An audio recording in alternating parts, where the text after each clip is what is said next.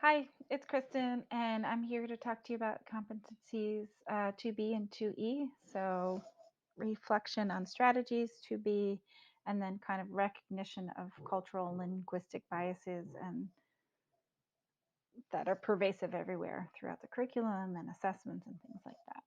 So, I thought the article was really interesting. It kind of um, gave me these take home messages that I felt were really practical and helpful.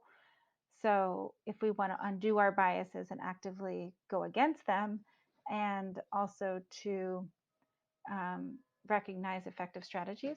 So, it started off with these startling statistics that created this urgent need for effective strategies and undoing the biases.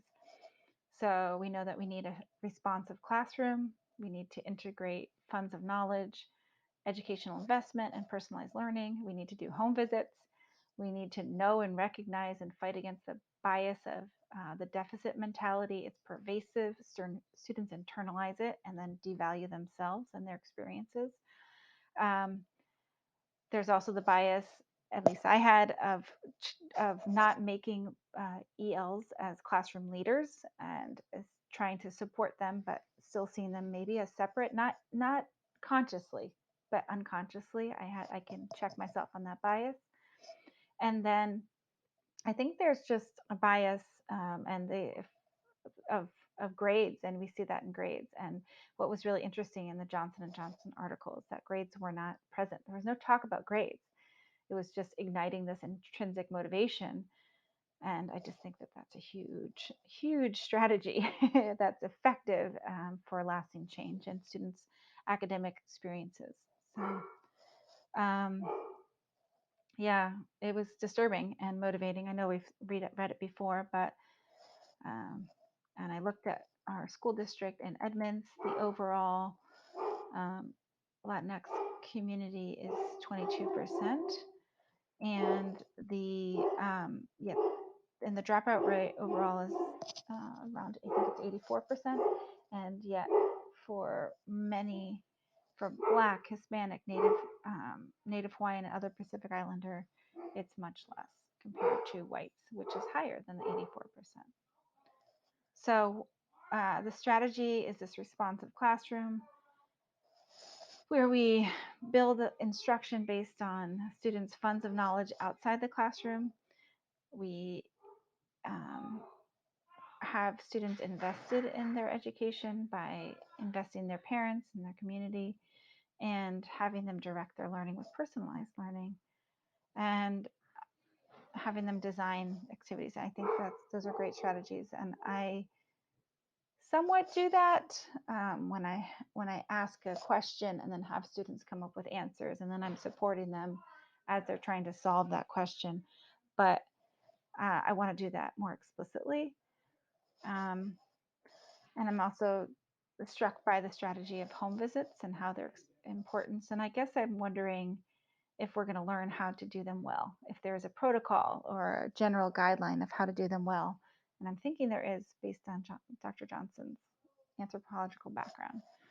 I also wonder, I don't know how you guys feel, but um, in middle school, initially, like home visits were frowned upon, or I got that sense like separate, you're not allowed to like separate students and teachers.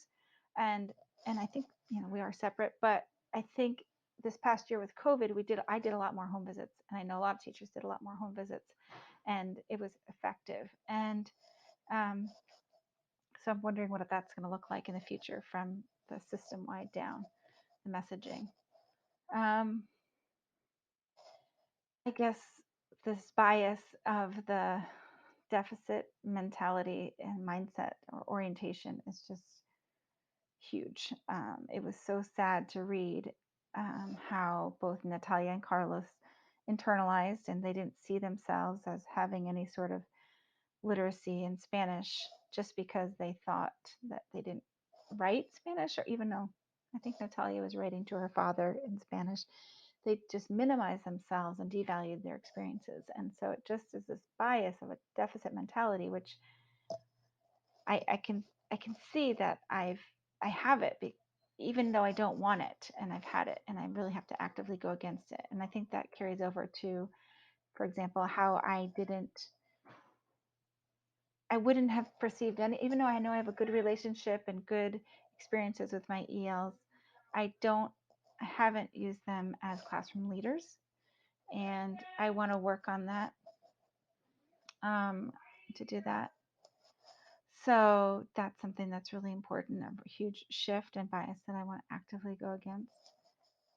And then the last thing is that a strategy I really think is tapping into students' intrinsic motivation by having home visits, by building on their funds of knowledge, by personalizing their learning, getting their input, and actually just direction and charge of the lesson.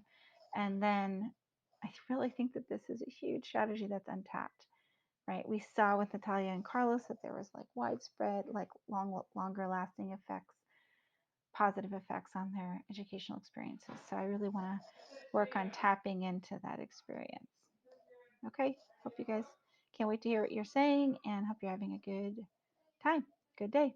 Bye.